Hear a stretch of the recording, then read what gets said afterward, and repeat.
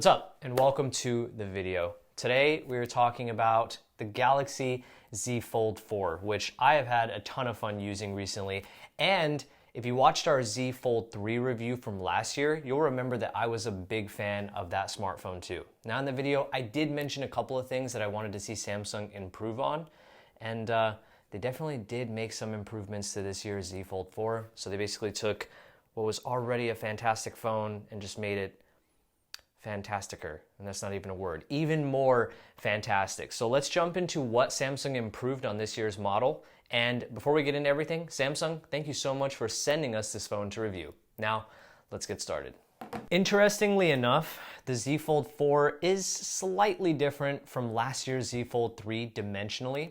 So the Fold 4 is slightly shorter and it's also slightly wider compared to last year. It's also a tad bit lighter and the hinge is actually thinner this year around. Although you're not really going to notice those smaller differences if you didn't have last year's Z Fold 3. Now on the front and back of this phone is now Gorilla Glass Victus Plus for some added durability. And I remember when I was using last year's Z Fold 3, the cover display, which is going to be the smaller one that you'll see when the phone is folded shut, it felt a little tall and a little too narrow for my liking. I was kind of hoping that Samsung would achieve more of like a standard smartphone screen size phone as this phone continues to go through its generations. But that slightly wider build to this year's Z Fold 4 is a little bit more noticeable compared to last year's Z Fold 3.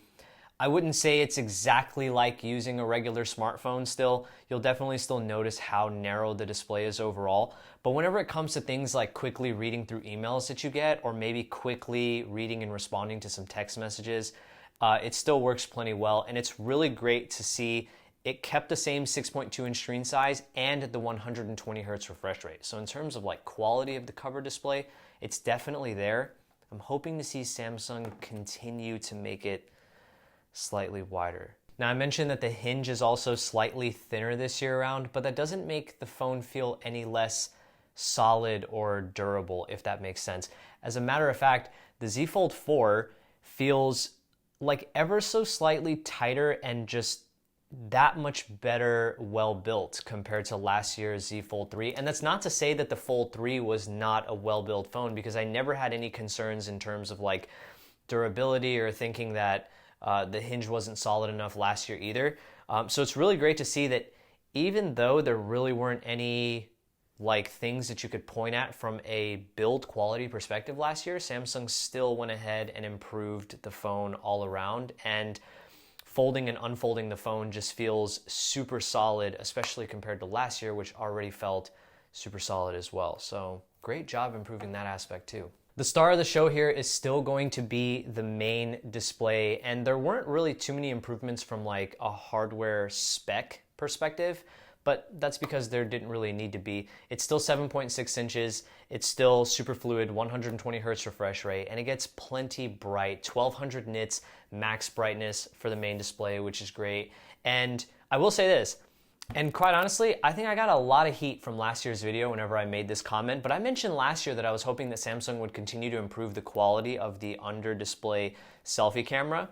It's still here, and they did. They actually made it slightly less visible, so I was happy to see that. In terms of the actual image quality from that selfie camera, you're still better off not using that. Just unfold the phone, use the cover display as your viewfinder, and if you're gonna take a selfie, just use the back camera.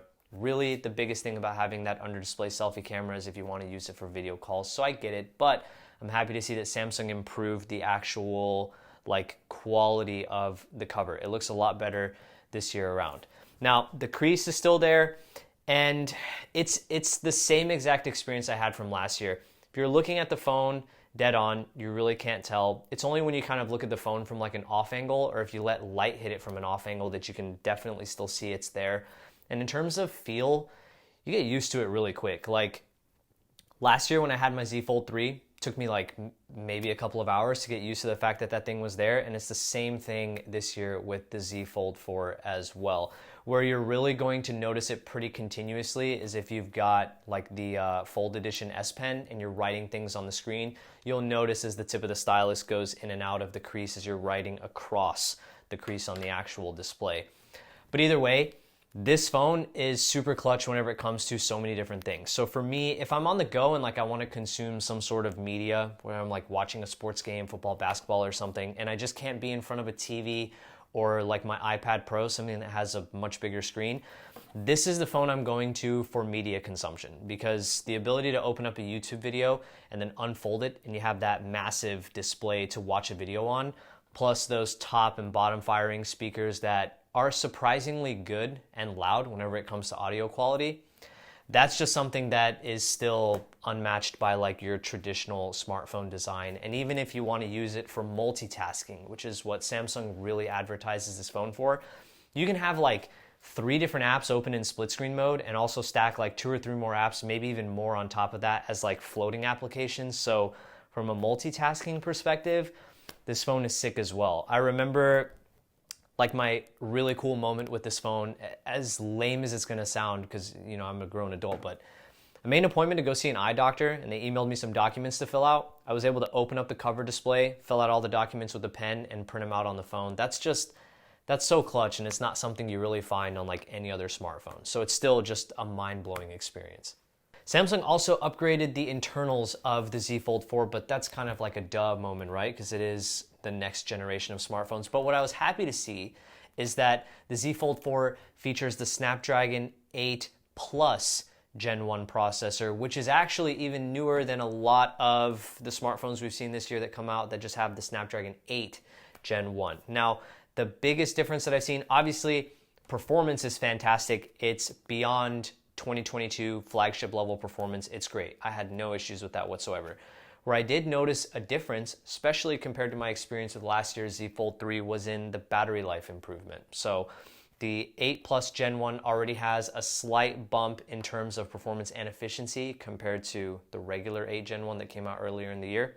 And you can definitely tell that battery life on this phone has been improved because it still comes rocking 4,400 milliamp hours, which was the same exact size as last year's Z Fold 3, but it does last longer on a single charge. Compared to last year's Z Fold 3, Samsung also upgraded the camera systems this year around. Now, when you actually look at the camera module itself, they look really similar. But as far as wide angles go, we're looking at a 50 megapixel sensor, 10 megapixel telephoto, which is actually down 2 megapixels compared to last year, but we have 3 times optical zoom this year compared to 2 times optical zoom, so that's good to see.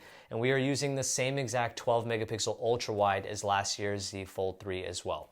Now, in terms of video recording capabilities, you do have some solid options here too. You can record in full HD at 3060, 4K at 3060, and there's even an 8K recording option at 24 frames per second. As far as the camera quality themselves go, I was happy with the results. Is it going to be like the best smartphone camera system that Samsung has to offer? Absolutely not. Like if you want the best of the best camera systems, I still think you're better off purchasing something like the Galaxy S22 Ultra.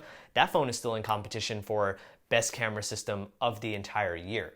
But in terms of like whether or not you're going to be unhappy with the types of results that the Z Fold 4 is capable of producing, you're definitely not. It's still a flagship level camera experience, but it's not going to be like the best of the best in terms of the market. And I think that's, that's okay given what this phone is trying to execute, and the best of the best camera experience is definitely not something that the phone is trying to pull off, but at least it still does a really good job. And in terms of like image quality and color accuracy and reproduction, it is your typical Samsung color reproduction. They're super saturated, they're super vivid, they're the types of pictures that you want to look at. And to give you a really perfect example, like take a look at the photo of my Shiba sitting on a patio chair.